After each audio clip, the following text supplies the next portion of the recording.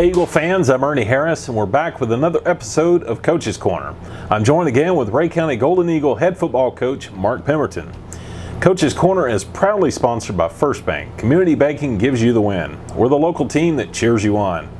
Local bankers who know your name and celebrate you in all life's big wins. To experience the First Bank difference, visit 1525 Market Street in downtown Dayton or call 423-775-1522. First Bank, member FDIC. Well, Coach, Walker Valley Friday night, you got a significant win at 30-7 over the Mustangs at Walker Valley Friday.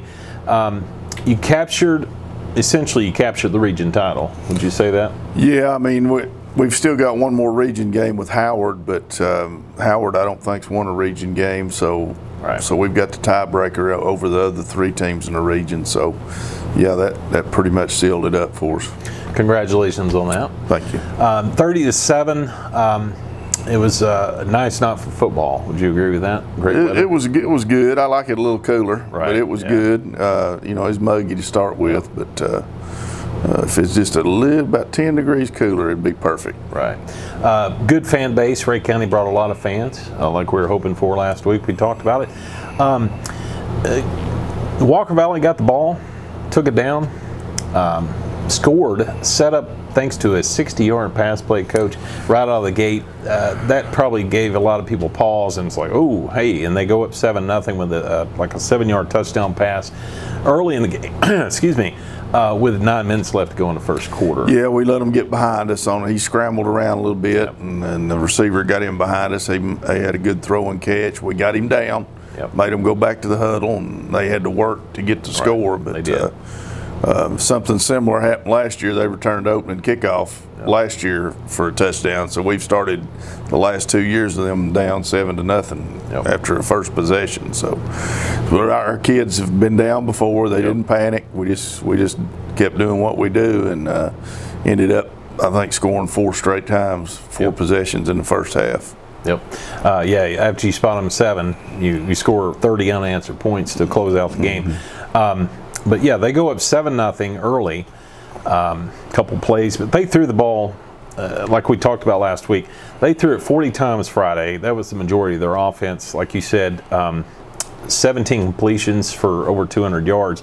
But your defense, Coach, stepped up, held them to negative 16 yards rushing. Yeah, made them one-dimensional, like I talked about last week or the week before. If you play a spread team and they can run it and throw it, it creates huge problems for you. But we held them to minus rushing yards on the game, which is tremendous. And, you know, they'll get their yardage on some of those little dinks and dunks and stuff. Right. But overall, I thought defensively we played really well other than that first series. Right. Yeah, your defense was lights out, played lights out, especially the rush defense. And like you said, after they were throwing off those little dump-off passes, your defense did a good job containing the rest of the game. They were hitting us in the flat out of their bunch sets, and we had to make some adjustments where we could get our outside linebackers out there. But once we did that, we played them pretty well after that. Yeah, off camera earlier, you said they pretty much went away from rushing the second half. They just threw the ball. Yeah, one-dimensional. They just gave up on rushing and started throwing it every down. So yeah, especially when your defense was stopping them. You guys regrouped quickly. Your first series, like you said, you scored 4 times in a row after that. Your first series, on the 4th play of the first series, Latron Alloway, fullback, goes 45 yards up the middle for a score, Coach. Yeah, Latron had a heck of a night. Heck of a night. They gave us some things inside, and he's certainly a guy that can take advantage of that. Our offensive line did a great job as well. Yeah, creating holes for him. Ethan Davis, Bradley Mayberry. I had Latron, 162 yards, 18 carries. That's average 9 yards per carry, Coach. Yeah, that's pretty good average. We'll take that. Yeah, really good. As a whole, you rush for over 300 yards, you're average. I mean, that's Rhea County football. Yeah, that's what we have to do, and we took advantage of them a few times on some passing stuff to get first downs. So typical night, the way it has to go for us to win ball games. Well, very nice. You guys tied it at that point with 7:51 left in the first quarter. You scored again, Caleb Martin on a 10-yard run with 11:08 left in the second quarter, early in the second quarter.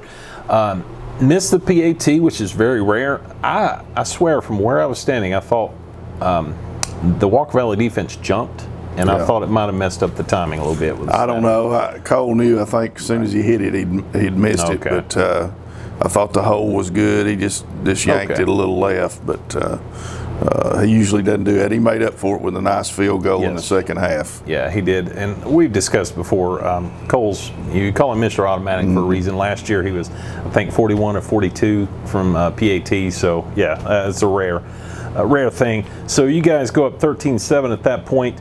Your defense did the job again. You got the ball back. Kayla Martin connects. Actually, your defense coach, I want to point out, was it Justin Woody that forced a fumble? I believe it was Edwards from the nose spot. Braden Edwards? Braden Edwards, and then Woody fell on it. Woody got the fumble. You guys capitalized the very play after that, after you took over possession, on a 53-yard pass play from Caleb Martin to Ethan Davis. That's defense going to work, right, Coach? It is. Anytime you can get turnovers, if you can win the turnover battle, then you got a real good chance to win the ball games. After they turned it over, we want to try to hit them maybe with a big play because of the shock of turning it over. Right. So we were able to connect on a pass route that we've thrown several times this year. Mission accomplished. Yeah. Was that the same play that Ethan almost scored? It was last week. Yeah. Nice play. 53 yards, Ethan Davis. Martin on the night went 3 of 4. No interceptions, and one of his targets was Ethan. The other target, Coach, was tied in. Drew Fisher. Drew caught a couple of he caught a couple of really big catches that were first down catches. We were backed up, I think, in our own territory. We threw a little under route where he drug across the field. It was third, and I want to think about 13 maybe. And Caleb made a really good throw, and Drew caught it, and I think we got the first down by a yard or two. But and then the second time was a screen pass on a 4th and forever. 4th and 20. And I believe we got that by a yard or two too. The lineman got downfield, did a really good job, and Drew got the first down.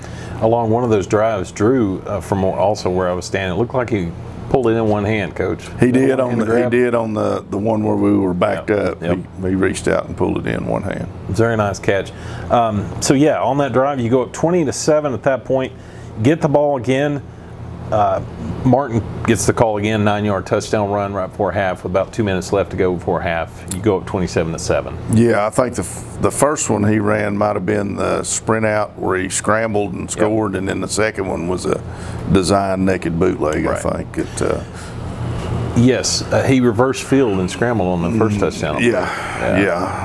The bootleg, some of that stuff we run, it's either feast or famine. Sometimes we get hit for losses on those naked bootlegs, but then there's other times where if you get him in open field, he's got a chance to go the distance. Yeah, one-on-one, chances are you're not going to catch him. Right.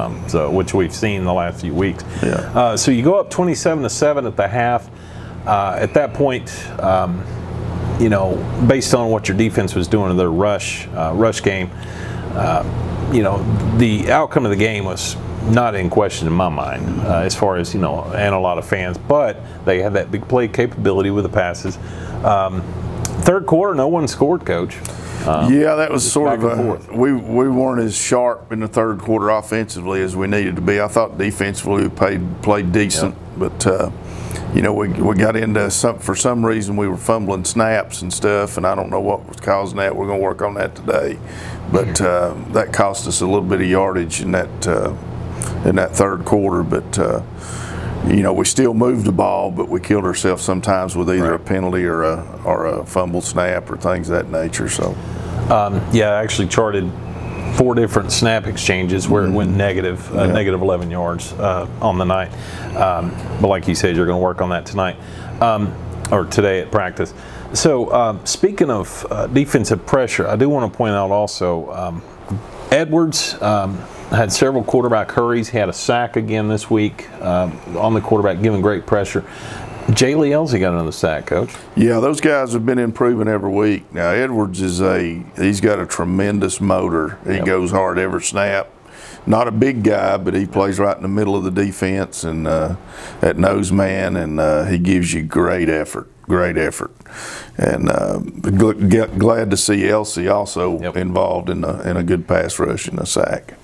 Maurice Shirley's doing a good job up there too. Mo, another one of our sophomores. He's played a lot of football for us defensively this year so far. So yeah, Mo is going to be a really good player for us. As well as also we already mentioned Justin Woody doing a good job up front there. So after you took over, your next score, 16 plays, coach, 96 yards. Covering 9 minutes. Yeah, that chewing up the clock. That was a burn the clock. That's one of those, get possession of it, burn the clock, keep it out of their hands. We tried to snap it as late as possible off the play clock.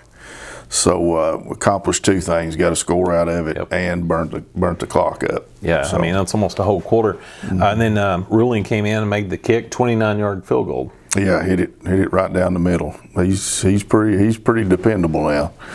He's a good kicker. He is. 30-7 was the final. After the game, what did you tell your team in the huddle? Well, I just congratulated them on winning a region title. You know, that's always a positive. That's one of our goals. You know, obviously, the first goal is to get to the playoffs. In my mind, right? Some people think different, but you want to make the playoffs first and win the region title, and then go on to play 15 and win it all. So that's one of our goals. We still got stuff out in front of us to accomplish. It gives us home field advantage in the playoffs.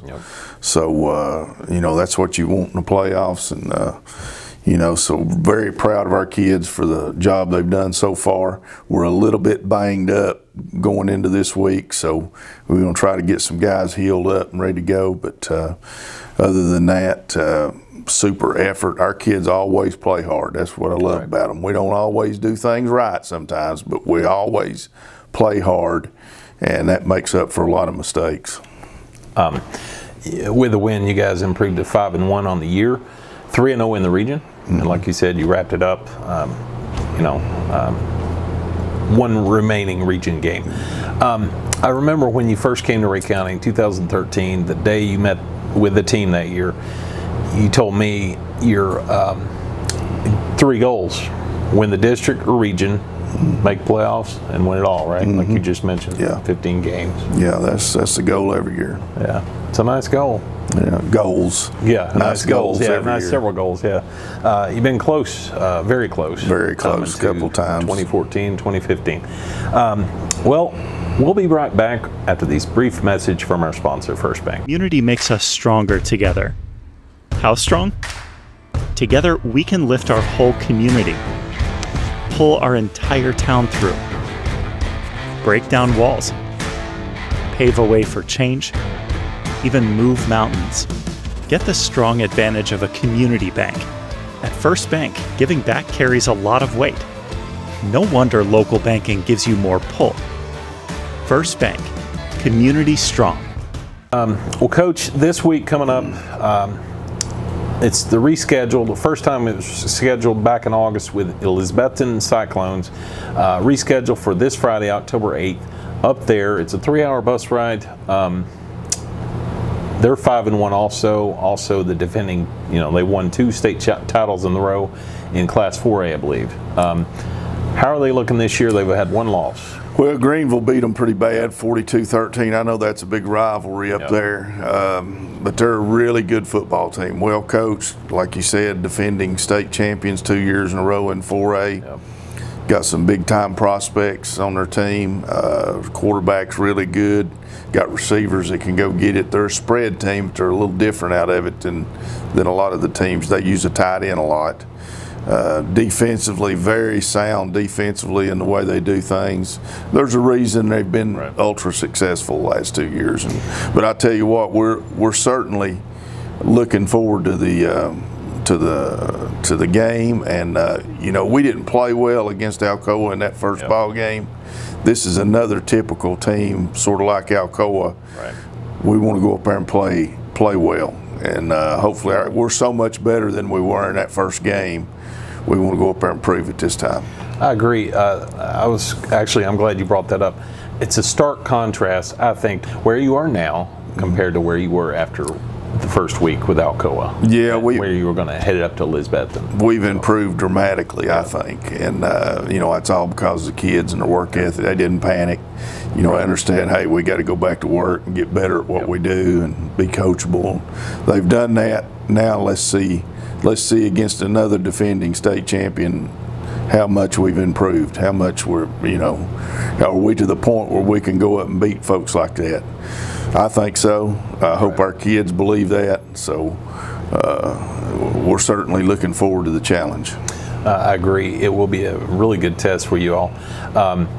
Also, when we spoke in August about them, the Cyclones, they're well coached. They're coached by Jason Winton, the UT Vol, former Dallas Cowboy. His brother's the head coach, Seth Winton, I believe. Sean. Excuse me. Sean Winton. Yes. Yeah, outstanding. He does an outstanding job. They're very fundamentally sound. They're sort of similar to us athletically. He does a really good job with these kids and that community and that program, and they've got it headed rolling in the right direction up there. They've got all things headed forward, and that's why they've been ultra successful. Right. They lost one game in the last 36 games? Yeah, they just had a 30-game winning streak broken by Greenville this year. So good football program. Also, when we talked about them a few weeks ago in August, you mentioned they run spread, but the majority of the time they try to run it. You think? Well, they've changed since then. Yeah, they're better up front than a lot of the spread teams. They come off the football and are physical and knock you off the ball, and they use the tight end a lot, which a lot of the spread teams don't do. Okay. The true spread. So they give you some different looks. Got a quarterback in run it. Got some really good running backs. So yeah, they're a team that likes to run the football and can throw it when they need to. Okay. Any other things to look for besides that, or just? No, I mean, like I said, just a solid team. Hopefully two solid teams going at it up there Friday night. Very nice. Kickoff at 7:30, is that correct? 7:30. 7:30 at Elizabethton High School this Friday, October 8th. I do want to point out this past Friday's First Bank Player of the Week for the Walker Valley win was Latron Alloway, fullback for Rhea County. Congratulations, Latron, on your fine effort. 18 carries, 162 yards, and a touchdown. I want to thank the fans for watching and following along with us on Coach's Corner. If you want to stay up to date with the latest news, follow the Herald News on Facebook, Instagram, and Twitter. Don't forget to subscribe to our YouTube channel and turn on the notification bell for new videos each week. Thank you to our sponsor, First Bank, for your support of Coach's Corner and our community. If you're looking for a bank that cares about the community, they are located at 1525 Market Street in Dayton, or give them a call at 423-775-1522. First Bank, member FDIC. Well, thank you, Coach. Any final thoughts on today's show about the upcoming game? Well, I mean, I certainly, myself and the players and the other coaches are certainly appreciative of our fans and how big of crowds we've taken to these different places and how big our last home game was. We want to hope that everybody gets up. I know it's a long trip. Yep. It'll be well worth it to have two good football teams going at it. They got a great facility, got a turf field, nice facility. There's no track around it, so you're right on top of the field, and it's a great place to go play an away game. So I hope everybody gets up, supports our kids, and let's keep it rolling. Be nice to come back with another victory. That's the plan. That's the best way to do it. Well, thank you for watching. We'll see you next time on Coach's Corner. Thank you.